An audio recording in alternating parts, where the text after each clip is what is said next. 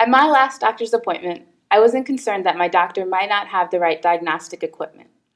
I wasn't thinking that he might not have the right tools to analyze the results, and I wasn't worried about the out-of-pocket costs. Most importantly, I wasn't thinking that I might not even receive my results, or that if I did, that the results wouldn't accurately reflect what's going on inside of my body. For many people around the world, this simply isn't the case. Accurate, reliable, and affordable diagnostics are incredibly hard to come by. In fact, the World Health Organization estimates that nearly 4 million lives in Southeast Asia and Africa could be saved each year if people had access to prompt diagnostics. My name is Bola Adeniran. I'm a graduate student at Northwestern University. My colleagues and I are coming up with a really unique device to solve this problem. So how are we doing it? We're using yeast cells. These are the same cells that are used to brew beer and to make bread, and we're turning them into medical devices. Yeast cells are really great at sensing what's around them, and they use tools called receptors in order to do so. Every yeast cell has a lot of receptors on its surface that can tell it if food, hormones, or other chemicals are nearby.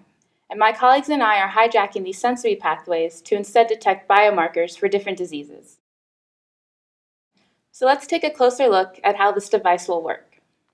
In the first case, the device comes in contact with a marker for the disease. Since the receptor has already been trained to recognize this marker, it's a perfect match and the cell turns green. And this provides a visual confirmation of the diagnosis for the patient. In the second case, the yeast cell comes in contact with a different chemical, but this isn't a marker for the disease. The receptor can't recognize this chemical, and there's no color change in the yeast. And finally, in the third case, the diagnostic doesn't come in contact with any chemical. Since there's no chemical to activate the receptor, there'll be no color change.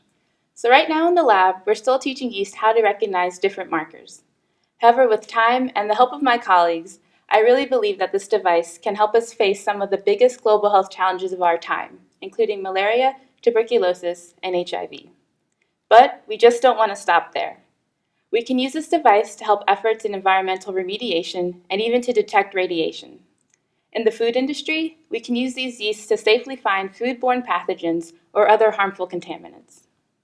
All in all, our long-term goal is to use these diagnostic yeasts to help protect the health and the safety of people all around the world.